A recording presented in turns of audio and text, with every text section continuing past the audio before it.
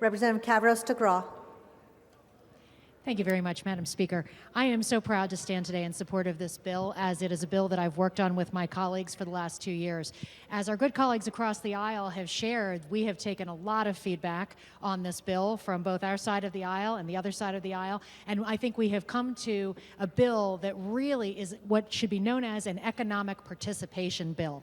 This bill would put $6 million back into our economy, because we know for a fact that the people that are carrying the most significant debt, in student loan debt in the country, happen to live in Connecticut. Not only that, that student loan debt is preventing them from fully participating in our economy, whether that's wanting to buy a house, start a family, buy a car. It also affects, even when you go to buy a car, what your APR might end up being. So when we say that this is an economic participation bill, we mean it, because that's $6 million that we are going to be basically giving to people who need it the most to get out from under their student debt via their volunteer hours, via having been in the state for school or having grown up here and gone to school here. We know that we are really making a difference in our economy with this bill. We need to address the high cost of college. We need to address scholarship money, but this bill addresses folks that will not ever be able to benefit from that because they have already been through school. You know, we tell our young folks, you've got to go to college, you've got to get a good degree, and we hear a lot of times that that's a choice.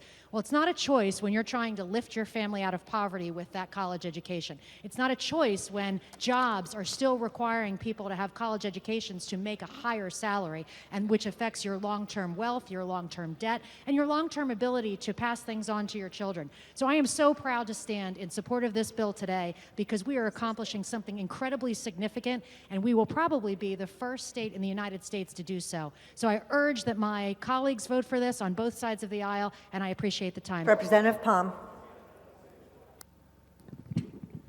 Thank you, Madam Speaker. I intend to support this bill heartily. I was very pleased to help work on it with my Democrats, and also I'm very grateful to the other side of the aisle for their participation, especially Rep. Nuccio.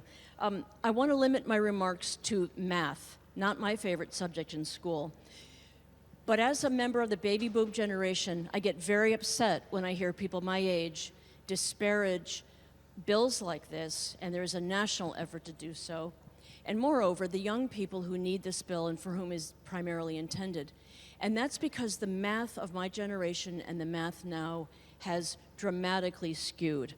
The Consumer Price Index, which helps measure the relative effect of inflation versus wages and wage stagnation, says that education and the cost of education is one of the greatest and most onerous of metrics.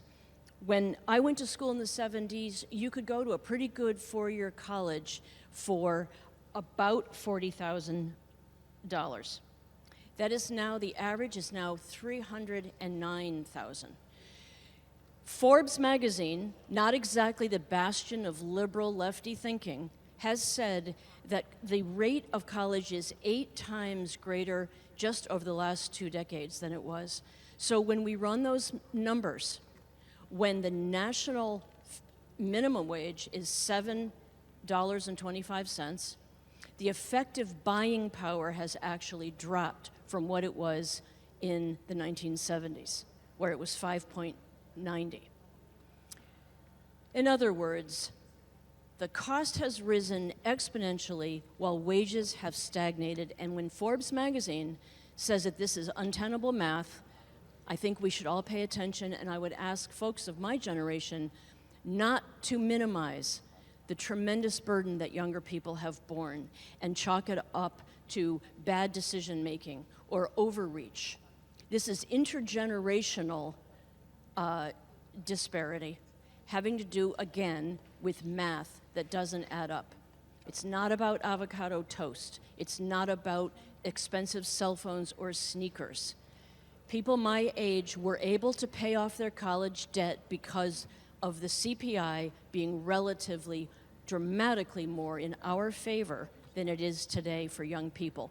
And I urge everybody to take a good hard look at these numbers, because a mathematical genius can't make them work. Thank you. Representative Turco. Thank you, Madam Speaker. I rise for some comments on the bill. Please proceed, Representative. Thank you, Madam Speaker. I think I'm going to counter some things that I heard from the last speaker, but agree with many of the things that I've heard in this room from the ranking member, the proponent of the bill, and individuals on both sides of the aisle, Madam Speaker. First, I just want to share my personal struggle with student loan debt, which I know many of you in this room have experienced, or maybe your children, and I'm sure many of your constituents. I graduated from a university here in Connecticut with $60,000 of debt 20 years ago. That's a lot of money today. 20 years ago, it was even more. And that amount of debt, Madam Speaker, was a real personal struggle for me as a newly hired employee right after college to be able to make ends meet. My monthly student loan bill was $500 a month. I was making a job right out of school where it equals about today's minimum wage.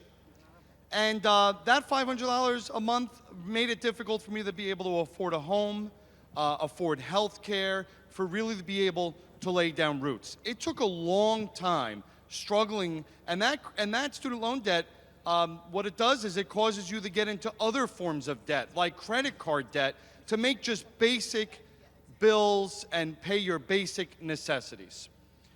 And I hear from constituents I represent in Newington and New Britain who now, it could be $60,000 for 1 year of school, depending on where you go to college.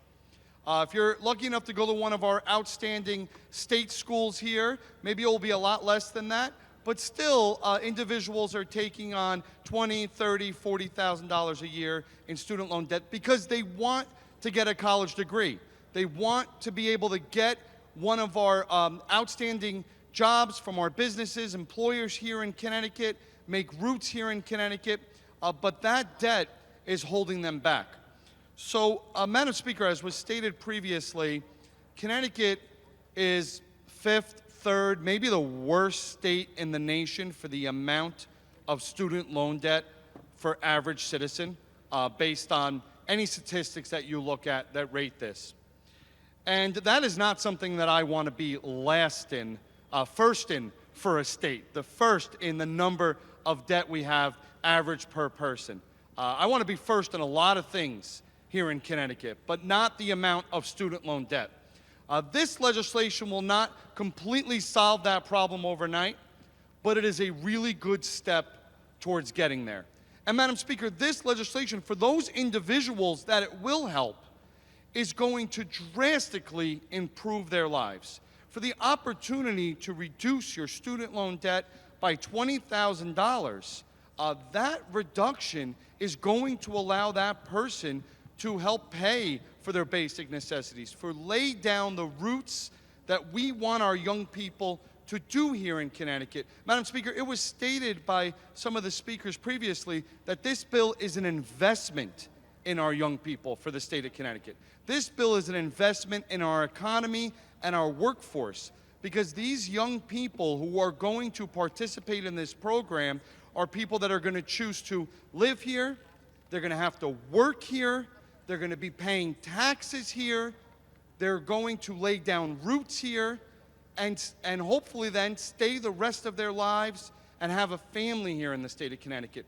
And Madam Speaker, without these highly educated and trained young people staying here in Connecticut, our workforce will continuously deplete. We will not be able to compete with other states, and it will hurt our overall economy. I think we enjoy the surpluses that we have right now, paying down that paying down that debt, that unfunded pension liability, paying into our rainy day fund, being able to help nonprofits. We will only be able to do that if our Connecticut economy grows, and it cannot do that without our workforce, Madam Speaker. So I ask all my colleagues to please consider, if you're on the fence about this bill, in supporting it today, think about the young people in your districts.